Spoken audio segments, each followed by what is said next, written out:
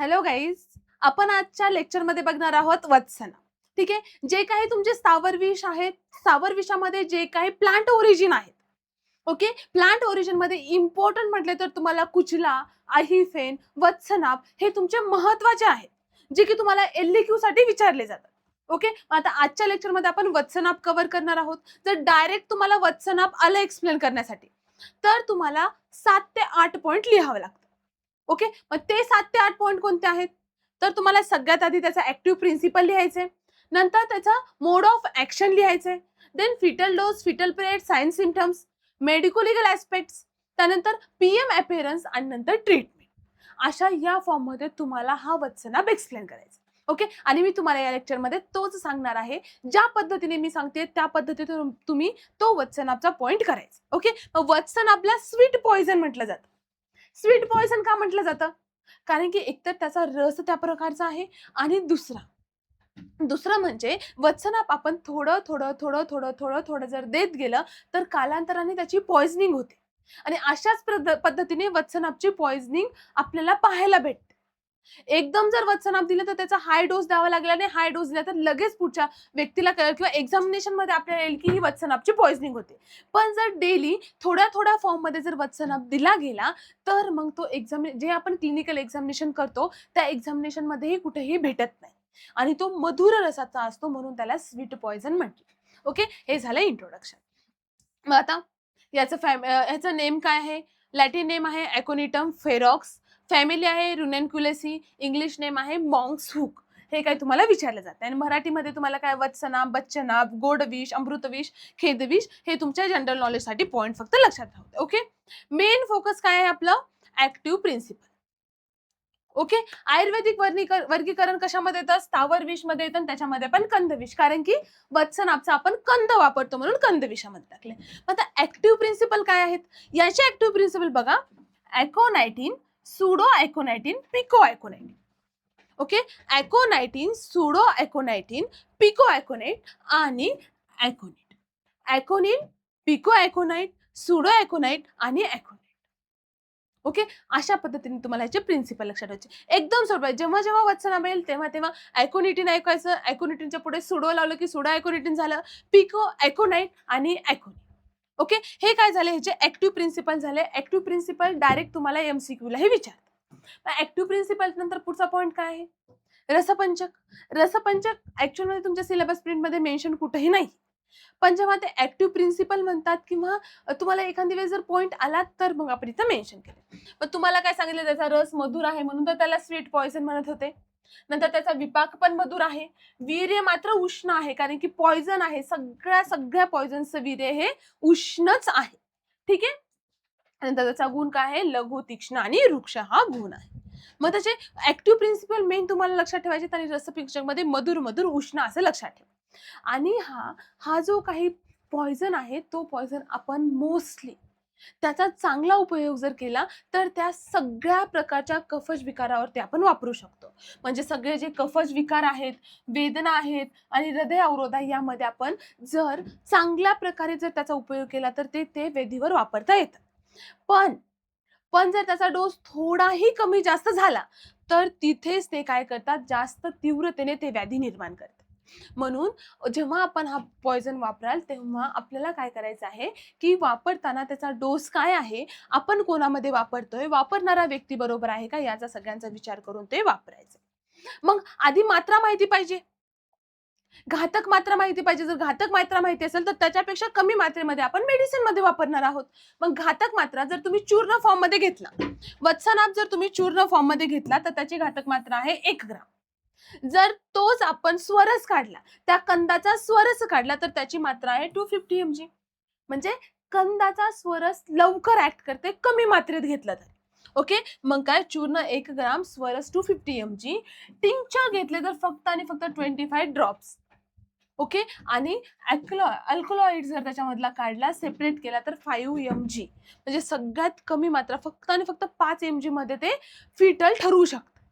आणि जर त्याचा अल्कलॉइड म्हणजे त्याचा एकदम जर गर काढलेला असेल तर त्याच्यामध्ये फक्त आणि फक्त 5 mg मध्ये डेथ होऊ शकते. आणि टोटल याचा फिटल घातक मात्रा काय, घातक कालावधी काय आहे? 8 मिनिट टू द 24 hours. जर अल्कलॉइड्स असतील, टिंक्चर्स असतील तर विदिन 8 मिनिट त्याची डेथ होऊ शकते. पण जर चूर्ण फॉर्ममध्ये जर घेतला असेल तर त्याला 24 आवर्स लागते. ओके, ही काय झाली त्याची घातक मात्रा झाली आणि घातक कालावधी झाली. मग आता काय त्याची लक्षणे आहेत? वत्सनापची नेमकी लक्षणे काय आहेत? वत्सनाप जेव्हा आपण मेडिसिन मध्ये वापरतो तेव्हा त्याची शुद्धी केली जाते आणि शुद्धी करून मेडिसिन मध्ये वापरतो. पण जर अशुद्ध वत्सनाप सेवन केलं तरच आपल्याला त्याची विषाप्रमाणे लक्षणे दिसतात. मग जर अशुद्ध वत्सनाप सेवन केलं तर तात्काळ आपल्याला दाह आणि मूर्छा ही लक्षण दिसतात. कोणती? दाह आणि मूर्छा ही लक्षण तात्काळ दिसतात, लगेच दिसतात. मग काही काळानंतर, काही मिनिटानंतर, म्हणजे आपल्याला स्टार्टिंगला वत्सनापचं सेवन झालंय, दाह मूर्छा दिसतेय, पण आपल्याला काय वाटतं की नाही काहीतरी दुसरं कारण असू शकेल किंवा काही म्हणजे जेवण वगैरे नाही झालं त्यामुळे होईल, उन्हामुळे गरम होतंय, असं काहीतरी आपण कारण लावतो. मग आपण त्याची चिकित्सा करत नाही. पण जेव्हा काही कालानंतर आपले तोंड, होठ, जिव्हा यांच्यामध्ये चुनचुना म्हणजे मुंग्या आल्याप्रमाणे वाटतात, ती सुन्नता पडते. ते जेव्हा सुन्न होतात, लालास्राव होतो, उदरशूल, उलट्या होतात, तीव्र दाह निर्माण होतो, तेव्हा मात्र आपल्याला कळतं की काहीतरी शरीरामध्ये होतं. ओके, तर मग काय तोंड, ओठ, जिव्हा या ठिकाणी मुंग्या आल्याप्रमाणे वाटतात, तोंडातून खूप जास्त प्रमाणामध्ये लालास्राव होतो, उलट्या होतात, घशामध्येही तीव्र दाह होतो. ओके, आणि एवढी लक्षणे दिसूनही जर आपण त्याची ट्रीटमेंट नाही केली तर मात्र सगळे अंग प्रत्यंग दुर्बळ बनतात, म्हणजे एका ठिकाणी माणूस सुन्न पडून राहतो. पुढे तो अक्षम होतो, म्हणजे कोणतेही कार्य करू शकत नाही. त्यानंतर नाडीची गती मंदावते, म्हणजे हे काय डिप्रेसंट पॉइझन आहे. ओके, डिप्रेसंट पॉइझन कसं काय आहे? नाडीची गती मंदावते आणि तापमानही कमी होते. हळूहळू शरीराचं तापमान कमी व्हायला लागतं, नाडीची गती मंदावते आणि डोळ्याच्या बाहुल्या ह्या अंकुचित होतात आधी आणि नंतर प्रसव पावतात.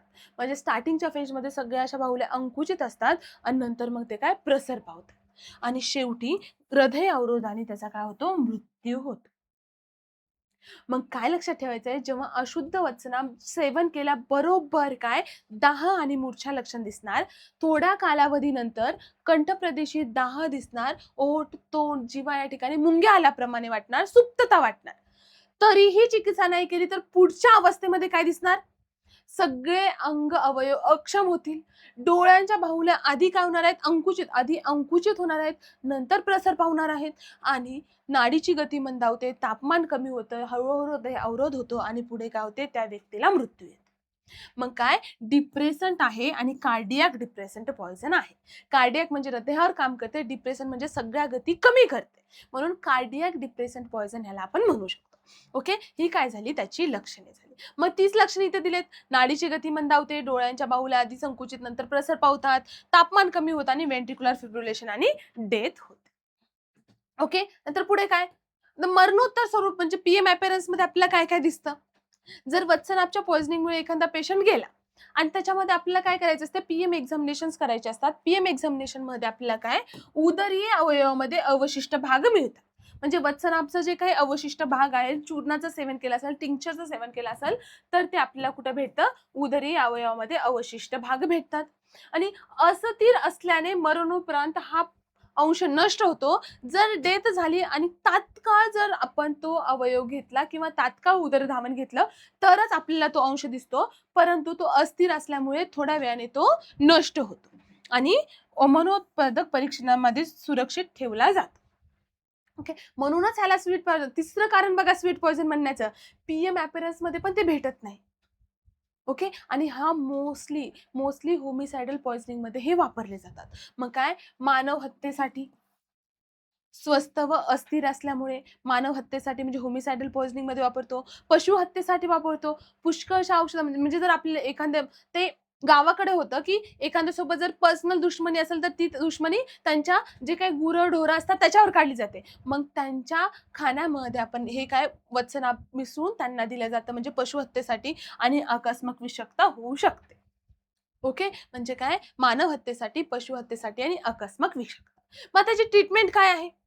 ट्रीटमेंटमध्ये काय करायचंय? तात्काळ उदरधावन करायचं, म्हणजे स्टमक वॉश करायचा आहे. म्हणजे जे जे उदरामध्ये आहे ते आपल्या बाहेर काढायचं आहे. मग पहिल्यांदा काय अनशोषित व निष्काशनार्थ तात्काळ उदरधावन करायचं. उदरधावन केल्यानंतर उदरधावन केल्यानंतर त्याला काय करायचं, न्यूट्रलाइज करायचंय, त्या पेशंटला न्यूट्रलाइज करायचंय. पण न्यूट्रलाइज कसं करणार, त्याच्यासाठी तुम्हाला 1 ग्राम टॅनिक ऍसिड 2 लिटर पाण्यामध्ये मिसळून प्यायला द्यायचं. मग प्यायला दिल्यामुळे जे काही 10 आहे तो सगळा 10 न्यूट्रलाइज होतो आणि तो पेशंट स्तब्ध होतो किंवा शांत होतो. ओके, मग तो शांत झाल्यानंतर जर हायपोथर्मिया असेल म्हणजे टेम्परेचर खूपच कमी झालेलं असेल तर मग त्याचं शरीर ब्लँकेटमध्ये गुंडाळून ठेवायचं. जर त्याला पेन होत असेल तर ॲट्रोपिन द्यायचं 1 ग्राम IM, डिजिटॅलिन द्यायची 0.25 mg सबक्युटेनियस. म्हणजे जर हायपोटोनिक कंडिशनमध्ये असेल तर आपल्याला त्याला काय करायचंय, गरम वातावरणामध्ये ठेवायचं. आणि दुसरं काय, मेडिकेशनमध्ये काय ॲट्रोपिन आणि डिजिटॅलिन. आणि नंतर मग त्याला काय मेंटेन करायचंय, fluid balance, dehydration, blood transfusion हे सगळं मेंटेन करायचं.